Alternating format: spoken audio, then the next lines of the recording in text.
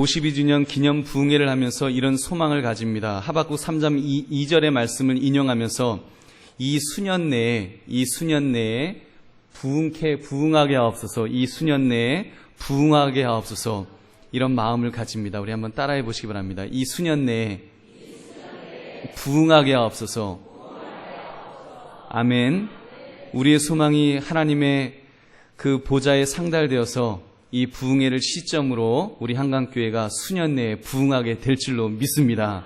아멘. 2009년이 우리 한강교회에 있어서는 굉장히 중요한 해라고 생각합니다. 왜냐하면 변화의 시작을 알리는 많은 일들이 진행되고 있기 때문입니다. 어제 재개발 결정고시가 난다고 하였었는데 10월 초에 난다고 다시 이렇게 정정되었습니다. 사실 우리 주민들도 그렇고 교회도 그렇고 이 재개발 계획 때문에 많은 피해를 보고 있습니다. 지역이 점점 낙후되고 또 뜬 소문으로 동네의 소문이 점점 흉흉해지고 있습니다. 이제 10월 18일 이전까지 가부 간의 결정이 날 것입니다. 확실하게 개발이 추진 결정되든지 아니면 모든 계획을 원천 무효로 시키든지 그 확정이 날 것입니다. 어느 쪽이든 우리 마을에 많은 변화가 시작될 것입니다. 그 변화의 소용돌이 속에 우리 한강교회가 있고 그리고 우리 성도들이 있습니다. 그래서 이번 부흥의 주제를 어떻게 살 것인가라는 문제 제기를 하여 봅니다. 여러분, 어떻게 사시겠습니까? 잘 살고 있는 분들에게 뭔 생뚱맞은 그런 질문인가 싶을 것입니다. 그러나 우리가 한 번씩 짚고 넘어가야 될 중요한 문제들을 이번 부흥회를 통해서 짚어보기를 원합니다. 오늘은 첫 시간으로 변혁시켜야 됩니다. 그러면서 기독교인의 사회관을 다루려고 합니다. 내일은 내가 지켜야 합니다 라는 제목으로 기독교인의 가정관을 다룰 것입니다. 그리고 주일대 예배 때는 관리자일 뿐입니다 라는 제목을 가지고 기독교인의 재물관, 그 돈에 대해서 말씀을 나누기를 원합니다. 그리고 오후 예배 때는 마지막 시간으로 천직임을 깨달아야 합니다 라는 제목으로 기독교인의 직업관에 대해서 우리가 함께 말씀을 나누기를 원합니다. 그래서 여러분, 이 엄청난 변화를 예고하고 있는 우리 마을에 사는 성도들로서 우리 준비해야 되지 않겠습니까? 그리고 이 지역 밖에 사시는 분들이라고 할지라도 우리 사회가 급변하는 이런 사회 속에서 우리는 살고 있습니다. 이러한 주제들, 이 심각한 주제들, 성경적인 사회관이라든지 가정관이라든지 재물관이라든지 또는 직업관을 우리가 바르게 가질 때 이 땅에서 건강하게 우리가 영적으로 건강한 모습으로 살게 될 줄로 믿습니다. 그래서 오늘은 변혁시켜야 합니다 라는 제목으로 기독교인의 사회관을 먼저 다루기를 원합니다. 질문을 드립니다. 여러분, 변혁시켜야 한다고 했는데 무엇을 변혁시켜야 될까요? 뭐를요? 이 세상을 변혁시켜야 됩니다. 이 사회를, 우리가 속해 있는 사회를 변혁시켜야 합니다. 너무 큰 주제인가요? 여러분, 부담스러우십니까? 아니, 목사님, 무슨 내가 뭔데 세상을 변혁을 시키고, 아이고, 말도 안 되는 소리입니다. 혹시 그런 생각을 갖고 계시지는 않으시는지요? 말이 되는지 안 되는지는 우리가 말씀 앞에 한번 점검해 볼 수 있기를 바랍니다. 그러므로 여러분, 어떻게 살아야 하는가? 이 첫 번째 시간으로 우리가 어쨌든 말씀의 제목처럼 사회를 변혁시켜야 합니다라는 제목을 가지고 우리 말씀의 은혜를 나누시는 저와 여러분 되시기를 주님의 이름으로 축원합니다. 먼저 우리가 세상에 대하여 또는 사회에 대하여 가지고 있는 오해들을 한번 짚어보기를 바랍니다. 그 첫째는 이원론적인 생각입니다. 교회 따로 세상 따로라는 생각을 우리는 가지고 있습니다. 그래서 교회는 교회이고 사회는 사회다라고 생각합니다. 교회는 하나님의 백성의 관심거리이고 사회는 안 믿는 사람들의 관심거리라고 생각합니다. 여러분, 어떻습니까? 혹시 이렇게 생각하시는 분은 혹시 안 계실런지요? 그래서 세상 속에서는 세상 사람과 똑같이 살다가 교회로 발걸음을 옮길 때에는 변신을 시도합니다. 교회의 문이 마치 마법의 문과 같습니다. 마법의 문과 같아서 그 문 밖에 올 때까지만 해도요, 세상 근심 걱정을 다 가지고 있고요, 인상 찡그리고 막 이러면서 교회를 옵니다. 근데 심지어 어떤 분들은 교회 문을 들어오는데 막 도끼를 품으면서 교회 문 앞에까지 왔습니다. 그런데 문을 통과하는 순간 이렇게 한 2번 한 번 하고 나면요, 얼굴 표정이 갑자기 환한 표정으로 바뀌면서 변신이 됩니다. 뭐 세일러문도 아닌데 그냥 교회 문만 들어오면 변신이 됩니다. 심지어 어떤 부분은 자동차 안에서 막 그냥 어쩌고저쩌고 막 싸우다가 심하게 싸우다가도 일단 교회 문을 통과하는 순간에 이렇게 장로님을 만나면 장로님 안녕하세요. 그러면서 그간 어떻게 지내셨는지요? 장로님 기도해 주시는 덕분에 저희는 평안하게 살고 있습니다. 이러면서 아주 천사와 같은 표정으로 인사를 합니다. 여러분 잘 들으십시오. 놀라운 변신을 하는 것입니다. 여러분, 제가 변신이라고 말씀을 드렸습니다. 변화가 아니라 교회 문을 들어올 때 변신을 합니다. 여러분, 그 속에는 무엇이 있겠습니까? 외양만 변하는 것입니다. 교회 밖에 나가서 다시 시작하자, 다시 한번 따질 거다, 싸울 거다, 이런 마음이 있으면서도 교회 문 안으로 들어올 때 그냥 외적으로만 이렇게 변신하는 우리의 모습은 없는지요? 그런 면에서 저희 교회 교육자들은 복이 많은 사람들인 것 같습니다. 늘 교회 문 안에서 사니까, 늘 휴전 상태에서 사니까 얼마나, 여러분 휴전도 할만하지 않아요? 우리 대한민국 이북과 벌써 50년 넘게 휴전하면서 이렇게 평화롭게 살지 않습니까? 여러분 휴전도 은혜인 줄 믿습니다. 그런데 과연 이 세상, 이 사회가 하나님이 팽개쳐 놓으신 그런 세상일지 한번 질문해 봅니다. 여러분 요한복음 3장 16절에 보니까 여러분이 살고 있는, 여러분의 가정이 있고 여러분의 직장이 있는 그 사회에 대해서, 세상에 대하여 이렇게 말씀합니다. 하나님이 세상을 이처럼 사랑하사, 그냥 하나님이 세상을 이처럼 사랑하사. 여러분 이 말씀 앞에 여기에 교회 다니는 사람만 있을까요? 교회 다니지 않는 사람도 포함되었을까요? 교회 다니지 않는 사람들, 여러분 교회 다니지 않는 사람들도 포함되는 세상을 말합니다. 여러분이 교회 문 밖을 나가서 그 삶의 현장, 그 세상에도 여전히 하나님은 그 세상을 사랑하신다는 것입니다. 그리고 요한복음 1장 10절을 보니까 예수님께서 이렇게 말씀하셨습니다. 우리 한번 같이 읽어볼까요? 시작. 그가 세상에 계셨으며 세상은 그로 말미암아 지은 바 되었으되 세상이 그를 알지 못하였고. 아멘. 여러분 세상은 예수님을 알지 못하는지 몰라도 예수님은 세상을 아신다 그랬습니다. 그리고 예수님은 세상을 지으셨다 그랬습니다. 예수님께서 이 세상을 만드시고 그리고 이 세상에 계시면서 이 세상을 통치하시는 그런 예수님이시라는 것입니다. 그러므로 안 믿는 사람은 이 세상에 속한 사람이고 믿는 사람은 교회에 속한 사람이기 때문에 세상은 기독교인의 밖이다라고 말하는 것은 틀립니까? 맞습니까? 네? 자, 세상은 교회 교인들은 관심 밖에 두어도 된다. 맞아요? 틀려요? 틀립니다. 여러분 믿으십니까?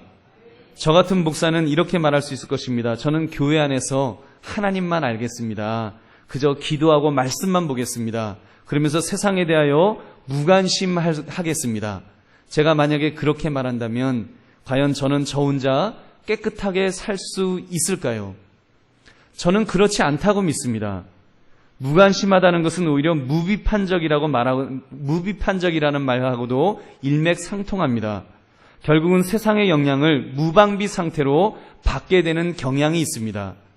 저는 우리나라 역사를 보면서 우리나라의 보수교단의 목사님들이 세상을 너무 몰라서 역사 앞에 어리석은 행동들을 하셨던 것을 봅니다. 광주에서 수많은 백성들의 피를 흘렸던 그 살인마와 같은 권력자에게 보수주의 목사님들이 그 조찬 기도회가 되면 모였습니다. 그리고 그 정권이 영원하기를, 그 정권이 하나님의 복을 받기를 그렇게 축복 기도해 줬던 그런 역사가 있었습니다. 저는 목사님들이 권력에 빌부터 아부하였다고 믿지 않습니다. 그 목사님들은 기도하는 목사님들이었다고 믿습니다. 그런데 어떻게 그렇게 어리석은 행동들을 할 수 있었을까요? 그것은 역사의식이 없었기 때문에, 세상을 너무 몰랐기 때문에 한쪽만 보았지 전체를 보는 역사의식이 결여되어서 역사 앞에 부끄러운 행동을 하셨다라고 그렇게 믿습니다.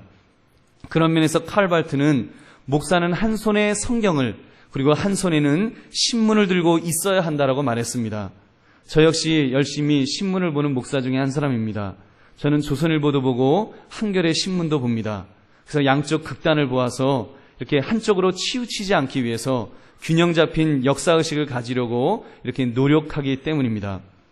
두 번째 착각이 있습니다. 그것은 이 세상이 선하다는 착각이 있습니다. 여러분, 이 세상이 선합니까? 선하지 않습니까? 선하다는 착각이 있다면 그거는 틀린 것입니다. 성경은 이 세상에 대하여 이렇게 말씀합니다. 창세기 6장 5절에 이렇게 말씀합니다. 우리 한번 같이 읽겠습니다. 시작. 여호와께서 사람의 죄악이 세상의 관영함과 그 마음의 생각의 모든 계획이 항상 악할 뿐임을 보시고. 아멘. 세상에 하나님께서 말씀하시기는 사람의 죄악이 이 세상에 아주 꽉 찼다라고 말씀합니다. 로마서 3장 10절에도 보면 기록한 바 의인은 없나니 하나도 없다라고 그렇게 성경은 기록합니다. 성경은 아주 사람 자체가 악하다라고 말합니다. 성경은요, 우리가 그 타락 이후에, 죄를 지어서 타락 이후에 인간은 생득적으로 악하다. 그래서 성악설을 주장합니다. 다만 그 중에서 하나님의 일반 은총이 있기 때문에, 또는 특별 은총을 받은 사람들이 있기 때문에 그 사람들 때문에 그나마 선한 사람이 가끔 나타날 수 있다라고 성경은 말하는 것입니다. 그렇다면 이 세상은 어떨까요? 그런 타락한 인간이 모인 세상이 선할 수가 있겠습니까? 더 악하면 악했지 결코 선할 수가 없습니다. 여러분, 칼 막스 같은 그런 공산주의자들이 착각한 부분이 바로 이것입니다. 자기들이 강제적으로 모든 재산을 빼앗아 평준화시키면 모두가 잘 사는 세상을 만들 수 있을 것이라고 그렇게 생각했습니다. 근데 어떻게 되었습니까?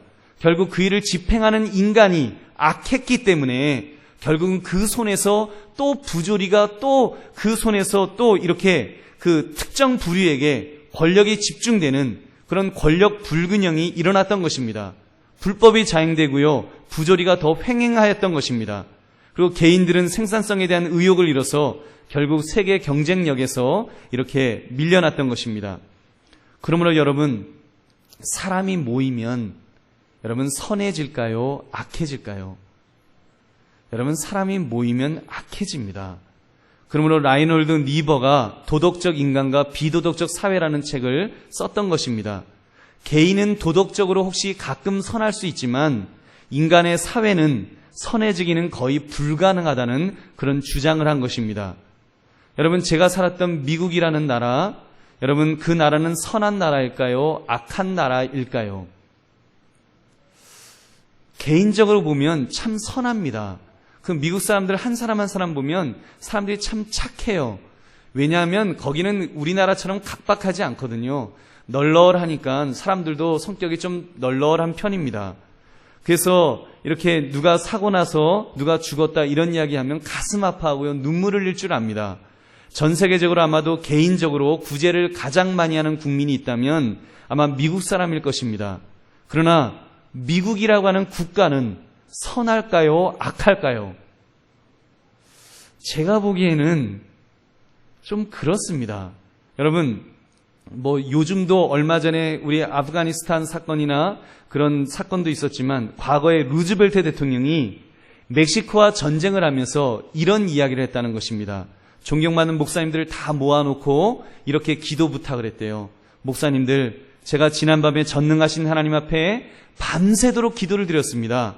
기도를 한 결과 저 멕시코를 우리가 점령해서 저 원시인들에게 손을 씻는 법과 얼굴 씻는 법, 몸 씻는 법을 가르쳐줘서 그들을 전염병으로부터 구원해 주기를 원합니다. 기도해 주세요.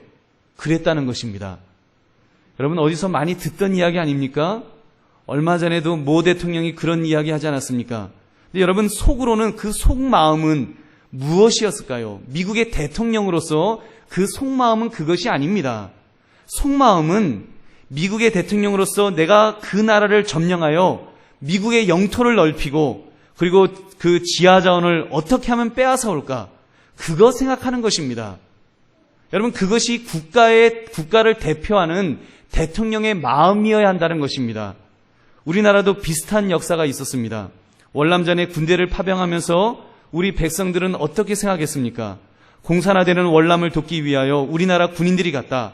도우러 갔다. 따이안, 아주 따이안, 얼마나 그 이름이 따뜻합니까? 따이안, 좋은 군인이 가서 그 월남을 도와주었다. 우리는 그렇게 생각했습니다.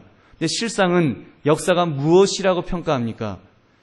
여러분, 한쪽 이야기겠지만 미국의 용병으로 쓰였던 것 아니냐는 그런 이야기도 있지 않습니까? 대한민국의 군대에 따이안이 좋은 의미도 있었겠지만 베트콩들에게는 가장 악명 높은 군대 이름으로 그렇게 그 악명을 떨쳤다는 뒷이야기가 있습니다.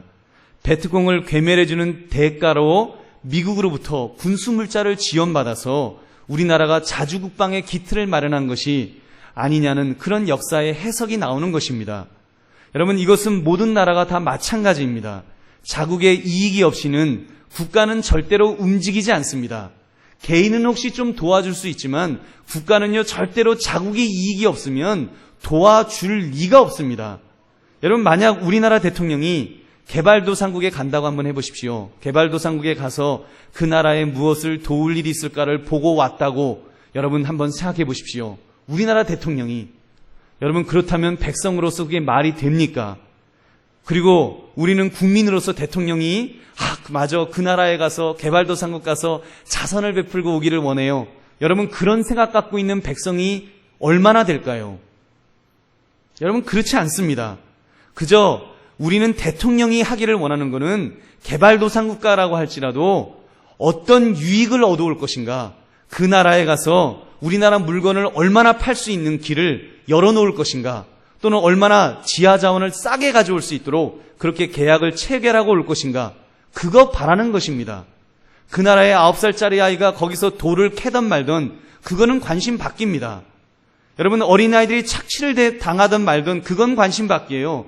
그냥 우리는 우리나라 대통령이 나라를 대표해서 그 나라를 가갖고 싸게 우리나라의 이익을 가져올 수 있도록 무엇인가를 해오기를 바라는 것이 여러분, 그 국가를 대표하는 대통령에게 바라는 마음이라는 것입니다. 왜 그렇습니까? 거기에는 얼굴이 없기 때문입니다. 내 개인의 얼굴이 없고 국가라고 하는 국익이라고 하는 그런 대표적인 공동체적인 것이 있기 때문에 거기에는요, 무슨 다른 사람에 대한 어떤 배려가 없습니다. 매정한 결정도 얼마든지 할 수 있는 것이, 그것이 바로 사회라고 하는, 또는 세상이라고 하는 그런 곳의 모습이라는 것입니다. 오늘날 우리 개개인의 현실은 어떻습니까? 어느 도시에 화장터를 건설한다고 하니까 어떻게 됩니까? 얼마나 난리를 칩니까? 죽으면 여러분 화장터 안 갈 사람이 있습니까? 다 가야 하는 곳이 아닙니까? 그런데도 어딘가 도시 가까이 편리한 위치에 화장터가 세워져야 한다는 것은 누구나가 압니다. 그러나 그 화장터가 내가 사는 마을에 있는 것은 원하지 않는 것입니다. 그래서 피켓 들고 안 된다고 막 그 피를 토하면서 반대를 하는 것입니다. 저는 그러한 집단 이기주의가 걱정스럽습니다. 앞으로 이곳이 재개발이 시작된다면 어떤 일이 벌어질까요? 조합이 설립되면요, 조합은 이제 조합의 이익을 얻기 위해서 할 수 있는 한 최선을 다하려고 할 것입니다. 그 와중에 부딪히는 것은 조합원과 세입자 간의 갈등일 것입니다. 즉 지주와 세입자 간의 살벌한 갈등이 있을 것입니다. 첨예한 대립이 있을 것입니다. 어제까지는 이웃이었고 친구였습니다. 근데 하루아침에 원수보다도 더 못한 관계가 될지도 모릅니다. 여러분, 용산 참사를 보십시오.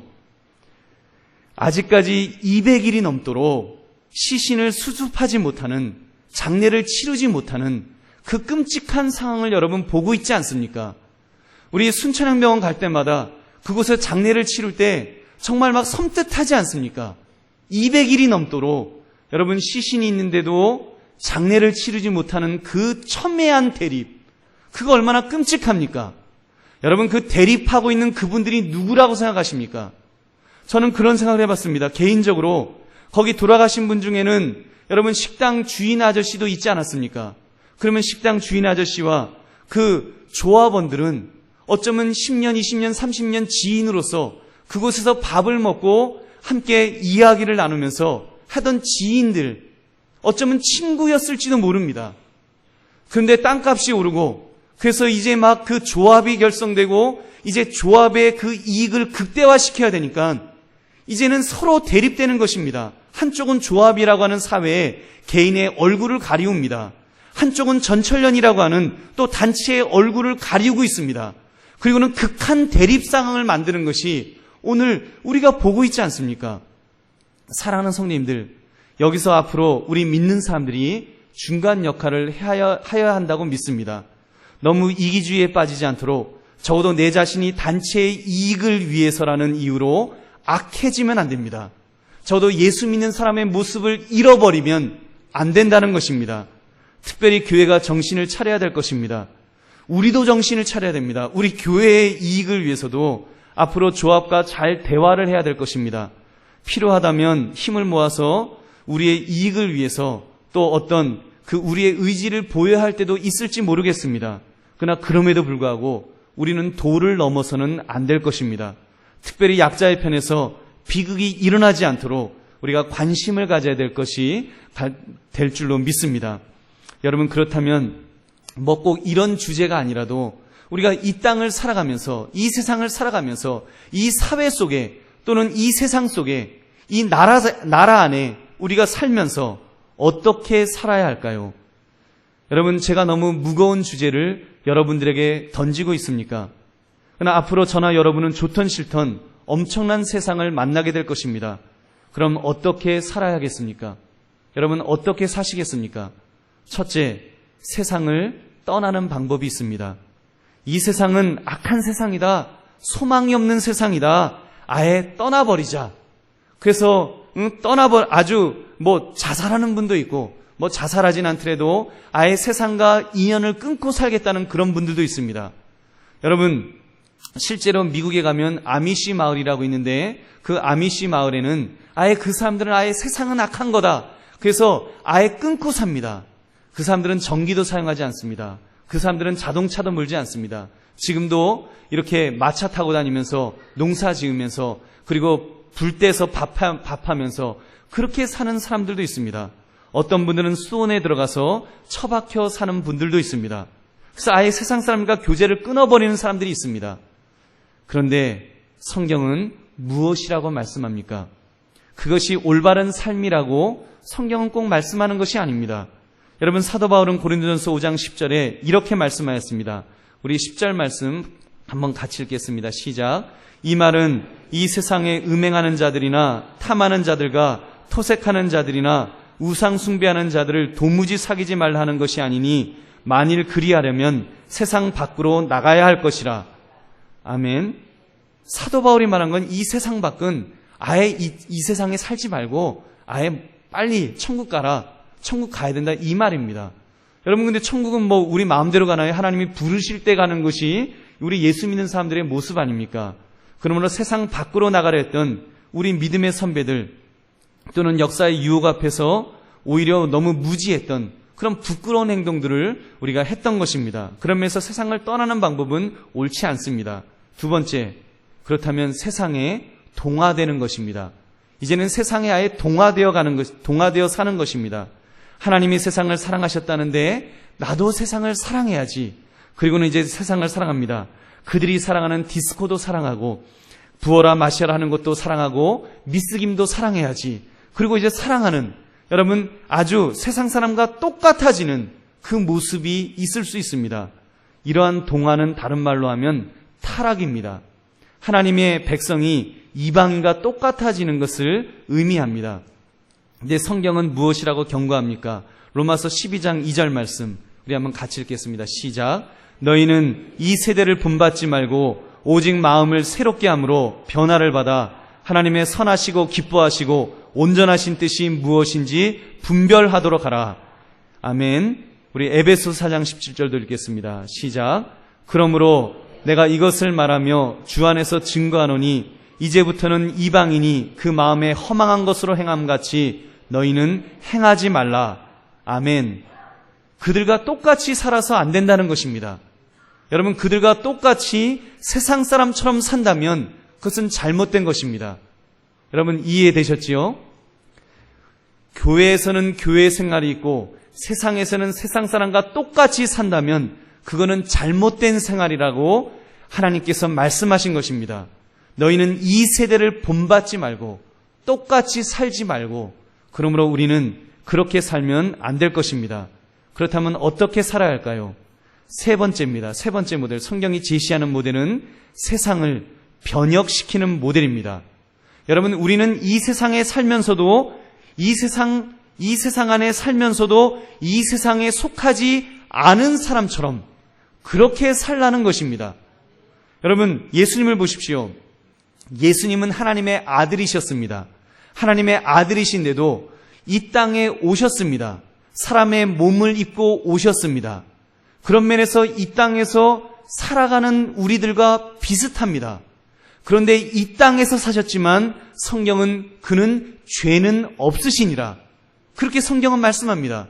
여러분, 예수님은 이 땅에 사셨지만 이 세상에 속하지는 않았다는 것입니다. 예수님은 죄를 짓지 않으셨습니다. 예수님은 그들처럼 행동하지 않으셨습니다. 이 땅에 살되 이 땅과 구별된 생활, 본을 보이는 삶을 사셨는 줄로 믿습니다.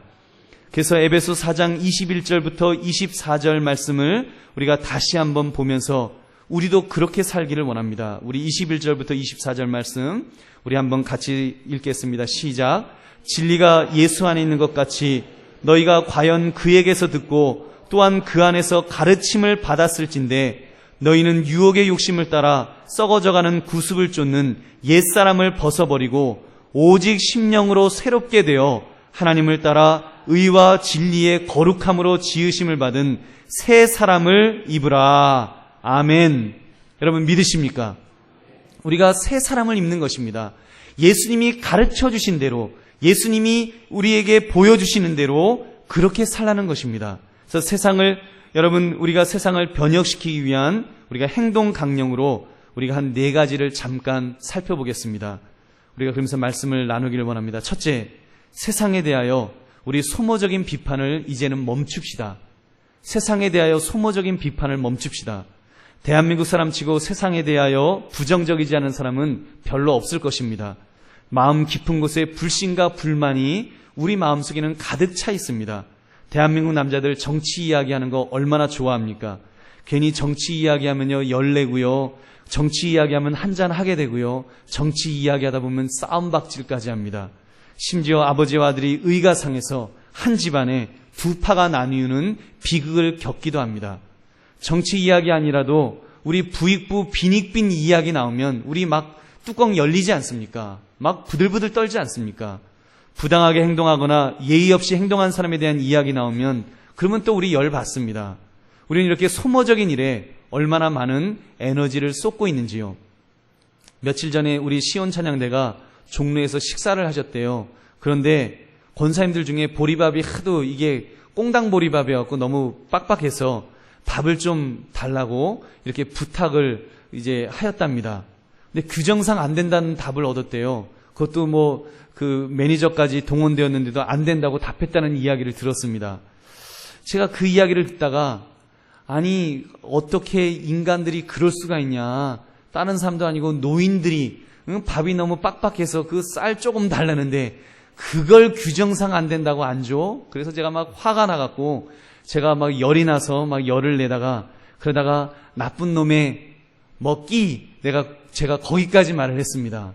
그랬더니 제 아내가 아니 어떻게 이렇게 천박하게 나는 당신이 그렇게 말하면 너무 싫다고 하면서 아주 시험에 들더라고요.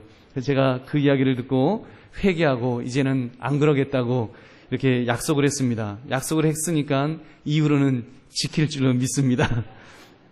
사랑하는 성도님들, 이 세상이 약하고 이 사회가 부조리하고 이 나라 국회의원들이 속 터지게 행동하더라도 우리 너무 열내지 맙시다.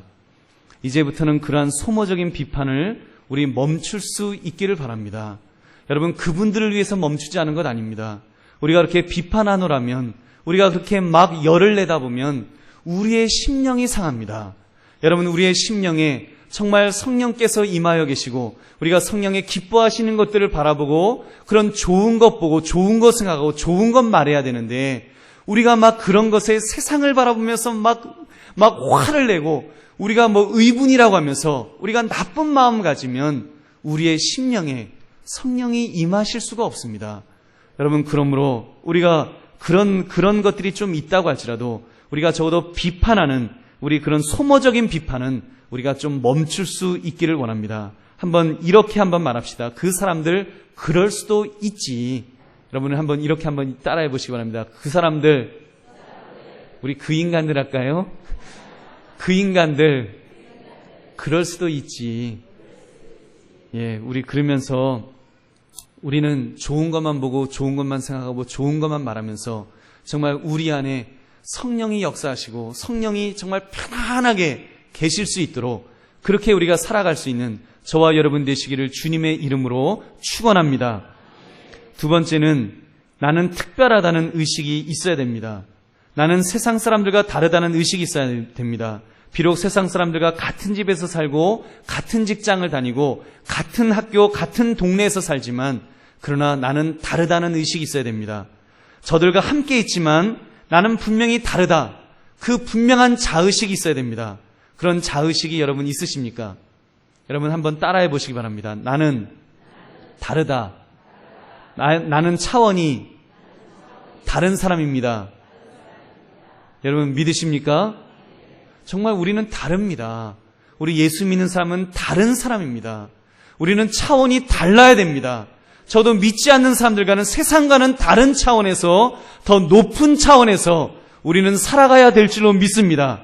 가치의 기준이 다르다는 자의식이 있어야 됩니다. 그래서 세상적인 욕심, 세상적인 유혹은 떨쳐버릴 수 있어야 됩니다. 우리 22절 말씀 한번 읽어볼까요?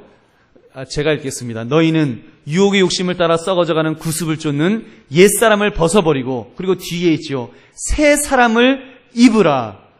여러분 믿습니까? 예를 하나 들어볼까요? 여러분 전도하기를 원하십니까? 전도하는 삶을 살기를 원하십니까?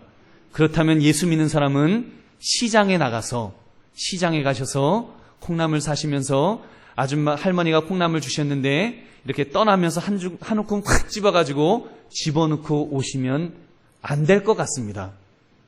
여러분 왜 그렇습니까? 물론 악자까지 사는 것도 중요합니다. 그러나 도를 넘어서는 안 될 것입니다. 차라리 콩나물 한 줌 먹지 마시고 할머니 많이 파세요라고 할머니 많이 파세요. 할머니 부자 되세요라고 우리가 이야기하고 돌아온다면 여러분 그것이 하나님께 영광이 되지 않겠습니까? 그리고 그렇게 할 때 우리 안에서 엔돌핀이 나올 줄로 믿습니다. 한 움큼 짚고 여러분 도망 오듯이 오면은요 할머니한테 욕 먹지요. 가슴 콩당거리지요. 여러분 그거 먹으면 오히려 독이 됩니다. 그래서 여러분 우리가 그런 모습 좀 이렇게 그 다른 사람과 다른 모습 우리가 그렇게 살기를 원합니다. 얼마 전 청소부 아저씨가 1만 달러 뭉치를 주인에게 주어서 주인에게 돌려주었다는 기사가 나왔습니다. 그 돈이 어느 가난한 유학생이 근근히 모은 등록금이었다고 합니다. 근데 그 청소부 아저씨가 그 돈을 가지고 파출소로 왔습니다. 그리고는 이제 주인을 돌려주고 살해를 하겠다는데도 극구 사양했다고 합니다. 그래서 그분이 이렇게 말씀했습니다. 그 돈은 내 것이 아니잖아요. 마땅히 주인을 찾아주어야지요. 그분 생각에는 그것뿐이 없더라고요. 뭐 예수 믿는 사람이었는지 아닌지는 모르겠지만 우리는 그분 이상으로 그런 차원 높은 그런 가치관을 가지고 살아가야 할 줄로 믿습니다. 이렇게 말할 수 있었으면 얼마나 좋을까요? 내 것이 아닙니다. 하나님 앞에 사는 사람은 마땅히 주인에게 돌려주어야 합니다. 이렇게 말했다면 더 하나님 앞에 영광이 됐을 줄로 믿습니다. 사랑하는 성도님들, 예수님은 세상을 변혁시킬 힘이 우리에게 있다라고 말씀합니다. 여러분 제가 초두에도 말씀을 드렸지만 세상을 변혁시켜야 된다 그랬습니다. 여러분 우리가 어떻게 세상을 변혁시킵니까? 근데 예수님은 우리가 세상을 변혁시킬 수 있다라고 그렇게 말씀하십니다. 마태복음 5장 14절 15절 말씀 우리 한번 같이 읽어보겠습니다. 14절 15절 시작. 너희는 세상의 빛이라. 산 위에 있는 동네가 숨기우지 못할 것이요 사람이 등불을 켜서 말 아래 두지 아니하고 등경 위에 두나니 이러므로 집안 모든 사람에게 빛이 느니라. 아멘. 우리를 세상의 빛이라고 그랬습니다. 어두운 세상의 빛을 비추이는 자라는 말씀입니다. 세상이 죄악으로 어두워져 있을 때, 세상이 캄캄해져 있을 때, 죄악으로 썩어 있을 때 우리가 빛을 발하라는 것입니다. 우리가 빛을 비추어서 그 빛을 비추면 어두움이 물러간다는 것입니다. 여러분 믿으십니까? 여러분, 우리가 세상을 다르게 변화시키는 것이 아닙니다. 세상을 변화시키기 위해서 혁명을 해갖고 우리가 무슨 청와대에 들어가자는 것 아닙니다. 여러분, 우리가 예수님이 명령하신 대로 세상의 빛이 되어서 반짝하고 빛만 비추면 어두움이 물러가게 된다고 주님께서 말씀하셨습니다. 그러므로 여러분, 사랑하는 성도님들, 우리는 어두움을 비추이는 빛이 될 수 있기를 원합니다. 그러면서 차원 높은 사람입니다. 나는 특별한 사람이다. 나는 다른 사람이다. 분명한 자의식을 가집시다. 나는 정말 특별하다라고 하는 이런 마음 가지시고 살아가시는 저와 여러분 되시기를 주님의 이름으로 축원합니다. 옆에 분에게 한 번 더 인사하겠습니다. 당신을 보니 눈이 부십니다. 여러분 정말로 그렇게 보이십니까? 여러분, 여러분을 보니까 눈이 부십니다. 사랑하는 성도님들, 우리 한강교회 성도들이 여러분 다 삶의 현장, 바로 그 세상에서, 여러분이 있는 그 세상 속에서 빛을 비추인다면 이 세상은 변화되게 될 줄로 믿습니다. 셋째, 우리의 마음을 먼저 변화시켜야 합니다. 남 탓할 것 없습니다. 남을 탓하여 변화되는 것은 아무것도 없습니다. 남을 탓해보았자 시끄러운 소음만 가중될 뿐입니다. 이번에 청문회, 총리 청문회를 보면서 제 아내가 이런 질문을 했습니다. 정운찬 씨를 보니까 저 정도 살았으면 그래도 깨끗하게 사는 것 아니냐고. 저도 보니까 잘 모르겠습니다. 자세하게 보질 않아서 잘 모르겠는데, 어찌됐건 예수 믿는 사람인데 조금 꺼림칙하긴 하지만 그래도 그 말이 좀 되더라고요. 근데 그러면서 이런 이야기를 하더라고요. 아니, 왜 국회의원들은 말도 안 되는 꼬투리 잡으면서 그렇게 그러느냐고. 그러면서 보기 싫다는 이야기를 하더라고요. 아마도 여당인 것 같습니다, 제 아내가. 그러면서 저 국회의원들은 얼마나 깨끗하게 살고 있느냐는 질문을 저에게 했습니다. 그리고 오늘 신문을 보니까 그 다음 이야기는 안 하겠습니다. 여러분, 예수님께서 내 눈에 들보는 보지 못하고 남의 눈에 있는 티를 보느냐고 그렇게 말씀하셨지요. 어쩌면 그 모습이 우리 자신들의 모습이 아닌지 한번 질문해 볼 수 있기를 원합니다. 이제는 내 자신을 돌아봅시다. 내 탓이오를 먼저 합시다. 나부터 고쳐야 할 부분이 있지 않습니까? 23절 말씀을 보니까 오직 심령으로 새롭게 되어 심령이 새롭게 되기를, 내가 새롭게 되기를 구합시다. 여러분, 누가 탈세를 했다, 누가 뇌물을 먹었다, 누가 어쨌다는 소리를 들으면 우리 막 화를 냅니다. 그런데 솔직하게 그렇게 해먹을 능력이 나에게 있었다면 나라고는 안 했겠는가? 저는 안 해야 되겠죠, 목사니까 당연히. 여러분, 그러나 우리 한번 질문해 볼 수 있지 않습니까? 그러므로 여러분, 우리는 세상에 더러운 것을 볼 때마다 먼저 내 가슴을 쳐야 합니다. 여러분 믿으십니까? 내 가슴을 쳐야 됩니다. 내 속에 있는 죄성에 대하여 가슴 아파야 합니다. 그리고 그러한 죄가 있는 세상을 만드는데 일조하였던 내 삶을 여러분 정말 회개해야 됩니다. 우리들이 제대로 빛을 발하지 못했기 때문에 그 사람들이 권력이 있을 때 그것을 그렇게 죄를 짓도록 여러분 만드는 우리 방주한 죄는 없는지요? 그것이 세상을 변화시킬 수 있는 방법입니다. 세상의 변혁은 혁명을 통해서 뒤집어 엎어서 될 일이 아닙니다. 공산주의자들이 그렇게 뒤집어 엎어보았지만 결국 더 추악한 인간의 죄성만 드러낸 것입니다. 이제는 우리의 심령을 뒤집는 일부터 합시다. 우리의 심령을 뒤집으면 세상이 변혁되게 될 줄로 믿습니다. 적어도 나 한 사람이 세상 속에서 충격을 줄 수 있어야 됩니다. 모두가 불법을 저지르려고 할 때 나는 안 할 수 있다는 결단이 있어야 됩니다. 모두가 타협을 하자고 할 때 나는 안 할 수 있는 결단이 있어야 됩니다. 내게 손해가 온다고 할지라도 안 할 수 있는 모습, 성령에 비추어 바른 모습으로 살아가는 것이 우리의 모습이어야 할 줄로 믿습니다. 여러분 그렇지 않습니까? 예수께서 우리가 그렇게 살으라고 십자가에서 돌아가지 않으셨습니까? 여러분 예수님께서 우리가 웬만한 죄는 그냥 타협하며 살으라고 십자가에서 돌아가셨습니까? 하나님의 아들이 십자가에서 피를 흘리면서 보혈의 피를 왜 흘리셨습니까? 깨끗하게 살으라고, 예수님처럼 살으라고 여러분 하신 것 아닙니까? 그냥 큰 죄 지으면 그거 용서해 주겠다고 여러분 그렇게 예수님이 죽으셨습니까? 작은 죄라고 괜찮다라고 예수님이 말씀하십니까? 여러분, 우리는 작은 죄라도 우리는 세상 사람처럼 살면 안 됩니다. 세상 사람은요, 작은 죄는 아무것도 아니야, 그 정도는 괜찮아라고 말합니다. 위장전입은 괜찮다라고 말합니다. 여러분, 그렇지 않습니다. 여러분, 그렇지 않습니다. 우리 교육자 중에 어떤 분 그러시더라고요. 아니, 보강동 가까운데 보강동에 있는 학교 그냥 보내지요. 목사님, 그거 위장전입 아닙니까? 그거 불법 아닙니까? 안 된다는 거예요. 여러분, 그렇게 살아야 될 줄로 믿습니다. 여러분, 그것이 여러분 우리의 삶의 그 모습인 것입니다. 여러분, 예수님이 나의 죄를 위해서 십자가에서 죽기까지 하셨기 때문에 우리는 그 마음 가지고 정말 주님이 기뻐하시는 모습이 무엇인지를 우리는 분별하면서 깨끗하게 살기 위해서 우리가 노력할 수 있기를 원합니다. 주님의 십자가 앞에 과거에 지은 죄악이 있으면 고백합시다. 주님의 앞에 고백하면 주께서 주의 보혈을 우리에게 부어주셔서 그 보혈로 우리의 죄를 씻어주실 것입니다. 그러면서 결단해야 합니다. 이제는 그 죄로부터 돌아서겠습니다. 그리고 다시는 그 죄를 반복하지 않겠습니다. 그리고 그보다 작은 죄라도 내가 짓지 않겠노라고 우리가 결단할 수 있는 그런 모습이 있기를 주님의 이름으로 축원합니다. 그것이 바로 세상의 빛을 비추는 모습입니다. 그것이 이렇게 빛을 비추다 보면 그 빛이 다른 사람에게도 전달될 것입니다.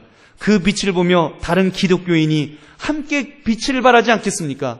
세상이 왜 어둡다고 말합니까? 내가 빛을 발하면요, 옆에 있는 사람이 빛을 발할 것입니다. 그 사람이 빛을 발하면 또 다른 사람이 또 빛을 발할 거예요. 여러분, 중요한 것은요, 내가 빛을 발하지 않기 때문에 내가 아직도 어두운 세상 속에 빛을 발하고 있지 못하고 있기 때문에 똑같이 세상 사람처럼 어둡게 있기 때문에 세상이 변혁되고 있지 못한 것은 아닌지요. 여러분, 내가 변화되겠다고 하는, 나부터 변화되겠다고 하는 이 분명한 결단이 오늘 말씀을 통하여 있기를 원합니다. 그러면 내 자신부터 주의 말씀 앞에 회개하면서 정말 나는 힘이 좀 없더라도 성령님 나에게 힘을 달라고, 나에게 성령의 은혜를 주셔서 성령의 그런 역사 속에서 성령의 열매를 맺어가면서 정말 성령의 은사를 가지고 정말 힘있게 살아가게 해달라고, 세상을 이기며 살게 해달라고 우리가 주 앞에 기도하며 나갈 때 주께서 우리에게 힘 주실 줄로 믿습니다. 내가 빛을 발할 때 온 세상에 빛이 비추어질 날이 분명히 올 줄로 믿습니다. 그것이 바로 네 번째, 반드시 기도해야 하는 이유입니다. 반드시 기도해야 합니다. 사실 세상을 변혁시킨다는 것은 소망 없는 이야기처럼 들릴 것입니다. 변혁시킨다고 쉽게 변화될 세상이 아니지 않습니까? 인간의 죄성이 있는 한 실상 이 땅에 유토피아를 건설한다는 것은 불가능한 일일 것입니다. 그럼에도 불구하고 우리는 변화시키려고 애를 써야 합니다. 제가 조금 전에 막 거품을 내면서 이야기를 했지만 속으로 그럴 거예요. 아이고, 웃기지 마라. 뭐 당신이 그래봤자 세상이 변하냐? 아이고, 멍멍이 짖는다고 뭐 기차가 안 달리냐? 여러분, 그런 마음 혹시 가지셨을지 모릅니다. 그러나 그렇기 때문에 포기하면 안 됩니다. 그럼에도 불구하고 기도해야 됩니다. 여러분, 그 이유는 그것이 바로 선지자적 비관주의라고 말합니다. 선지자적 비관주의. 그것이 무엇인가 하면, 여러분, 우리 선지서를 읽어보면은요, 선지자들이 말하는 것이 있습니다. 이스라엘은 망한다. 이스라엘은 망한다. 이스라엘은 망한다. 선지자들은 알았습니다. 이스라엘이 망할 것을 알았습니다.